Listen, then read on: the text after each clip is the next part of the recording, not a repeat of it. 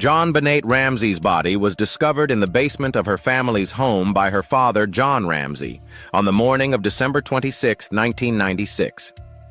She had been reported missing earlier that day by her mother, Patsy Ramsey, who found a ransom note demanding $118,000. The crime scene at the Ramsey residence yielded several key pieces of evidence, including the ransom note, which was found on the staircase leading to the kitchen. JonBenét's body was found in the basement wine cellar and showed signs of being strangled with a garrote made from a cord and a broken paintbrush handle. Ligature marks on her neck indicated that she had been strangled before being struck on the head. Despite extensive investigations by law enforcement agencies and independent experts, no one has been definitively identified as JonBenét's killer. The case remains open, with periodic developments such as new forensic analyses or suspects emerging over the years. December 26, 1996, the initial investigation. At 5:30 a.m., there is a ransom note discovery. Patsy Ramsey discovered a 2.5-page handwritten note on the spiral staircase stating that her daughter had been kidnapped and demanded $118,000 for her return.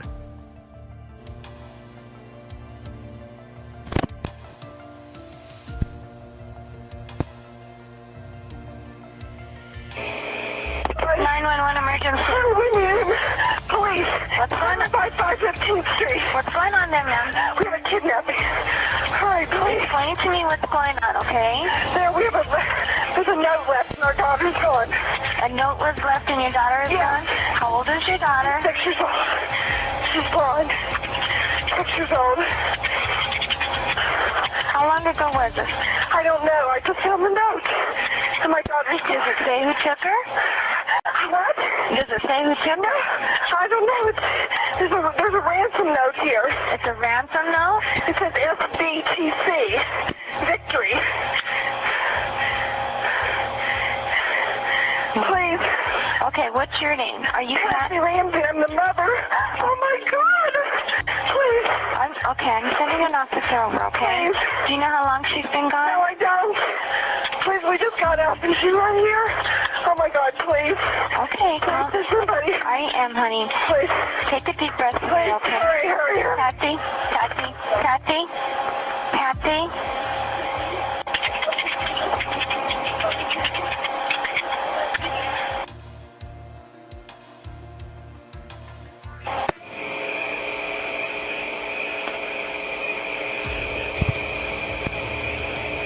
Patsy Ramsey makes a call to 911 to report a kidnapping. Patsy tells 911 dispatcher Kimberly Archuleta that there is a ransom note demanding $118,000 for her return, and it says, Victory, SBTC. Officer Rick French arrives to meet a distraught Patricia Ramsey and her husband, John. John advised Officer French that their daughter was missing. John directed Officer French through the house and pointed out where the ransom note was found. Officer French conducts an initial search but does not open the door to the basement where JonBené would later be found. At 8:10 a.m., Detective Linda Arndt and Detective Fred Patterson arrive at the Ramsey house at 8:10 a.m. Early afternoon, Detective Arndt instructs John Ramsey and family friend Fleet White to conduct a thorough search of the house. At 1:05 p.m., the discovery of the body. At approximately 1:05 p.m., John opens the door to the basement spare room, wine cellar, and discovers JonBenét's body, which showed signs of strangulation and trauma. Around 1:45 p.m., the house was cleared and secured by the Boulder police. Between 8:20 p.m. and 10:45 p.m., Boulder County Coroner Dr. John Meyer arrived at the scene and conducted a brief examination of JonBenét's body at approximately 8:20 p.m. Following this examination, JonBenét's body was removed from the scene by the Boulder County Coroner's Office at around 10:45 p.m. It was subsequently held until an autopsy could be performed the following day. The ransom note says, "Mr. Ramsey, listen carefully. We are a group of individuals that represent a small foreign faction. We respect your bussiness, but not the country that it serves. At this time, we have your daughter in our possession.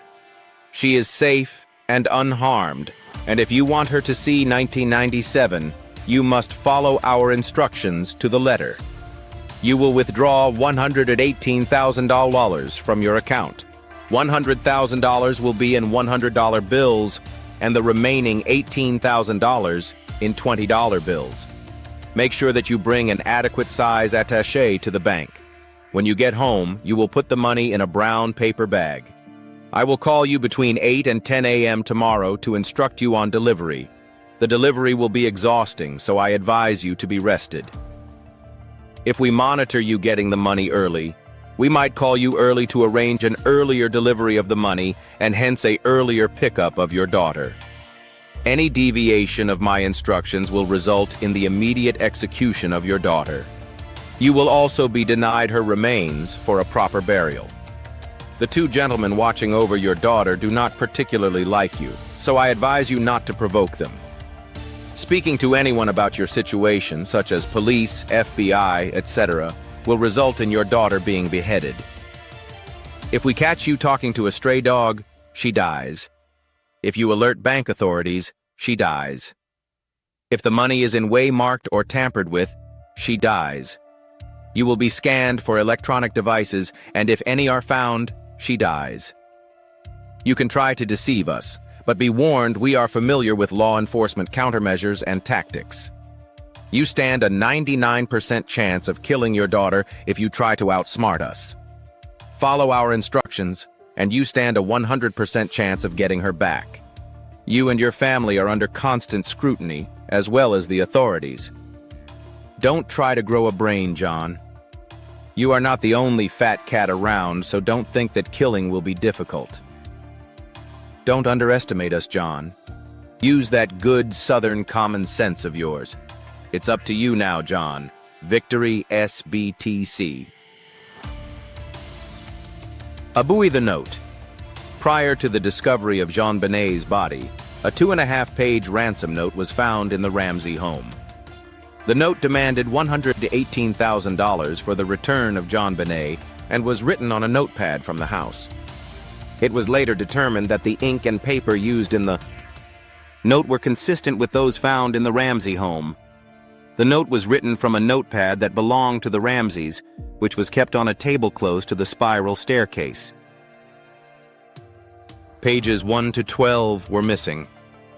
Pages 13 to 16 were filled with lists and notes and doodles. Pages 17 to 25 were missing, apparently not found in the house. Page 26 contained the words Mr. and Mrs. I and had some ink on it, apparently bleed through from whatever had been written on page 25.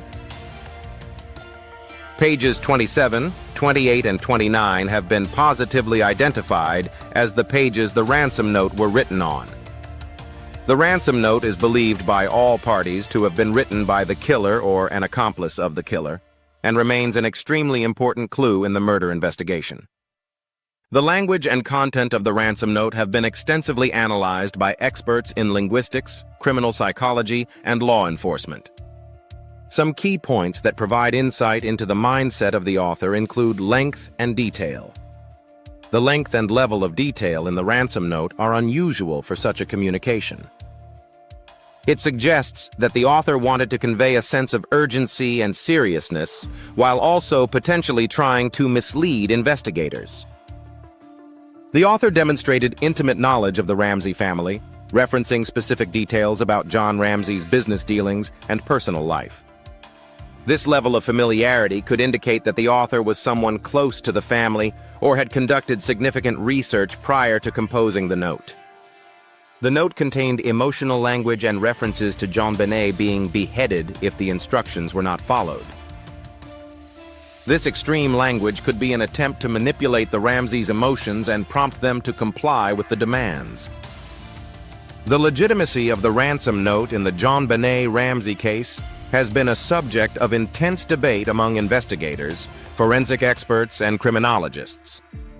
Some factors that have been considered in assessing its authenticity include: handwriting experts have examined the ransom note and compared it to known samples from Patsy Ramsey and other individuals associated with the case. While some similarities have been noted, definitive conclusions about authorship have not been reached. Behavioral profilers have studied the language, tone, and content of the note to determine whether it aligns with typical characteristics of genuine ransom communications. The unusual length and specific details included in the note have led some analysts to question its authenticity. Based on linguistic analysis, behavioral profiling, and circumstantial evidence, several theories have been proposed regarding the type of person who may have authored the ransom note in the JonBenét Ramsey case. Insider theory. Some investigators believe that the author was someone with close ties to the Ramsey family or intimate knowledge of their personal affairs. This theory suggests that an insider may have been involved in staging JonBenét's abduction as part of a cover-up or elaborate scheme. An alternative hypothesis posits that an unknown intruder or outsider may have written the ransom note as a diversionary tactic to mislead investigators and deflect suspicion away from themselves. This theory relies on evidence suggesting a break-in at the Ramsey residence. Additionally, this theory is supported by the unknown male DNA evidence recovered from the scene. Another possibility is that the ransom note was part of an elaborate hoax or prank intended to deceive law enforcement and create confusion in the investigation. This theory considers various inconsistencies and anomalies in the note as indicators of a fabricated scenario. December 27, 1996. The autopsy of JonBené. The autopsy of JonBené was performed on December 27, 1996, and it was determined her official cause of death was asphyxia by strangulation associated with craniocerebral trauma. There were signs of possible sexual assault, but this detail would later be part of an ongoing controversy. In addition to the strangulation, JonBené sustained an 8.5-inch fractured skull that extended from the right occipital region to the frontal region across the parietal area of the skull, which indicated that she had experienced blunt force trauma prior to or during the time of her death. This type of injury can lead to loss of consciousness and potentially fatal outcomes. Additionally, the findings within the autopsy report support the conclusion that she was alive before she was asphyxiated and that she fought her attacker. The crime scene at the Ramsey residence yielded several crucial pieces of evidence, including the ransom note discovered on the staircase leading to the kitchen. JonBenét's body was found in the basement wine cellar, bearing signs of strangulation with a garrote crafted from a cord and a broken paintbrush handle. Ligature marks on her neck indicated that she may have been strangled before being struck on the head. During the autopsy, the coroner found male DNA under JonBenét's fingernails. This DNA does not match that of any member of the Ramsey family. Specifically, it was identified under both her right and left-hand fingernails, indicating she may have struggled with her killer before her death. Additionally, male DNA was discovered in JonBenét's underwear mixed with her blood, which has not been matched to any known individuals or suspects. To date, the Boulder Police Department has been unable to identify the male whose DNA was discovered at the crime scene. Furthermore, a Caucasian pubic or auxiliary hair was found on the blanket covering JonBenét's body. This hair does not belong to any member of the Ramsey family and remains unlinked to any known suspect. The investigation into the murder of JonBené has been beset by controversies, errors, and conflicting theories. Initially, the case was treated as a kidnapping, which prevented the commencement of critical investigations that should have been initiated upon the arrival of the Boulder Police Department. Furthermore, the crime scene was not adequately secured, allowing friends and family to enter the residence and potentially contaminate evidence. In January 2004, an STR sample of the DNA found in JonBenét's underwear was submitted to the FBI's Combined DNA Index System, CODIS, database. Despite this submission, the database has yielded no matches. This DNA is widely regarded as a substantial piece of evidence rather than a red herring, as it suggests the presence of an unknown individual outside the immediate family. Nevertheless, The compromised crime scene, the questionable nature of the DNA sampling, and the absence of a definitive match to a suspect have contributed to ongoing speculation and debate regarding the validity and accuracy of this DNA evidence. About the knot. This device was meticulously constructed by an individual with expertise in its design and by someone who possessed a thorough understanding of the process. This suggests premeditation by an individual with the intention of deliberately inflicting harm. The slip knots and garrote are both sophisticated bondage devices designed to exert control over the user. Evidence from these devices indicates that they were crafted by someone with expertise in using rope and cords. However, these cords could not be found or sourced within the Ramsey home. Several recently made unidentified shoe prints were found in the basement where JonBené's body was located, imprinted in mold growing on the basement floor. In particular, a shoe print of a high-tech brand mark on the sole of a shoe was found.